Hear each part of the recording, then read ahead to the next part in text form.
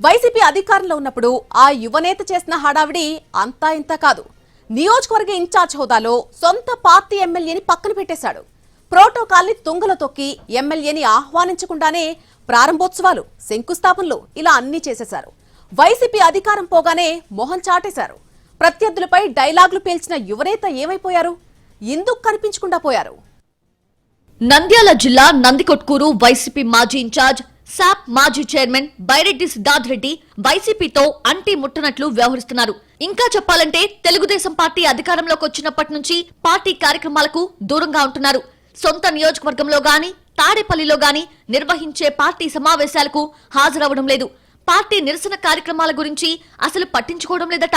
YCP అధికారంలో ఉన్నప్పుడు party incharge హోదాలో ఆయన అధికారం చెలాయించినట్టు ఎవ్వరూ చెలాయించలేదు. అధికారంలో ఉన్నప్పుడు ఆయన వ్యవహరించిన తీరు, అధికారం కోల్పోయాక పార్టీకి, నియోజకవర్గానికి మొహం చాటేసిన తీరుని వైసీపీ క్యాడర్ బేరీజు వేసుకుంటోందట. నందికొట్కూరు నియోజకవర్గంలో వైఎస్ఆర్ వర్ధంతి, వైఎస్ఆర్ జయంతి, వెన్నుపోటు దినం, నంద్యాలలో రైతుల సమస్యలపై పార్టీ శ్రేణులు ఆందోళన నిర్వహించాయి. ఇందులో ఒక్కటంటే ఒక్క దాంట్లో కూడా పాల్గొనలేదు బైరెడ్డి సిద్ధార్థ్ రెడ్డి. నియోజకవర్గంలో పార్టీ సమావేశాలకు అసలే హాజరు కావడం లేదు.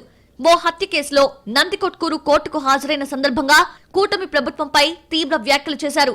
ఎన్నికల సమయంలో ఓట్లు అడిగితే వేస్తామని చెప్పి వేయలేదని, తమను జనం తిట్టలేదని అంటున్నారట. అదే టీడీపీ వాళ్ళిప్పుడు ఓట్ల కోసం వెళ్తే చీపుర్లు, చెప్పులతో కొడతారంటూ వివాదాస్పద వ్యాఖ్యలు చేశారు. ఆ తర్వాత ప్రభుత్వానికి వ్యతిరేకంగా మాట్లాడిన సందర్భాలు చాలా అరుదట. ఎప్పుడో ఒకసారి తాడేపల్లికి వెళ్లి రావటం మినహా వైసీపీ కార్యకలాపాలకు మాత్రం దూరంగా ఉన్నారట బైరెడ్డి సిద్ధార్థ్ రెడ్డి. ఈ పరిణామాలతో నందికొట్కూరులో సగం క్యాడర్ తో పాటు 26 మంది కౌన్సిలర్స్ టీడీపీ కండువా కప్పుకున్నారట.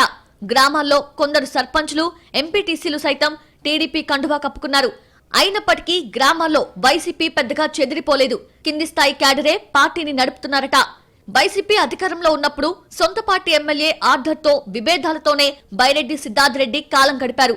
ఎమ్మెల్యే మాట ఏమాత్రం చెల్లుబాటు కానివ్వకుండా అంతా తానై వ్యవహరించారు. నియోజకవర్గంలో ఏ శంకుస్థాపన జరిగినా, ప్రారంభోత్సవాలైనా ఎమ్మెల్యేను పక్కన పెట్టి అంతా నేనే అన్నట్టు వ్యవహరించారు.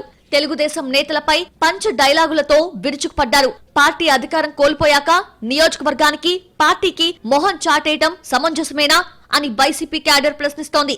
వైసీపీ అధిష్టానం సిట్టింగ్ ఎమ్మెల్యే కంటే బైరెడ్డి సిద్ధార్థ్ రెడ్డికే ఎక్కువ ప్రాధాన్యత ఇచ్చింది. అయితే అధికారం పోయాక ఆ పార్టీ బాగోగులు, కార్యకర్తలను పట్టించుకోకపోవడం సరికాదనే చర్చ జరుగుతోంది. బైరెడ్డి సిద్ధార్థ్ రెడ్డి వీరాభిమానులు మాత్రం మా యువనేత ఎక్కడ ఉన్నా పులి పులే అంటూ తమ అభిమానాన్ని చాటుకుంటున్నారు. సగటు వైసీపీ కార్యకర్త, సామాన్య నాయకులు మాత్రం తమ పార్టీకి నాయకుడు లేకుండా పోయారని ఆవేదన వ్యక్తం చేస్తున్నారట.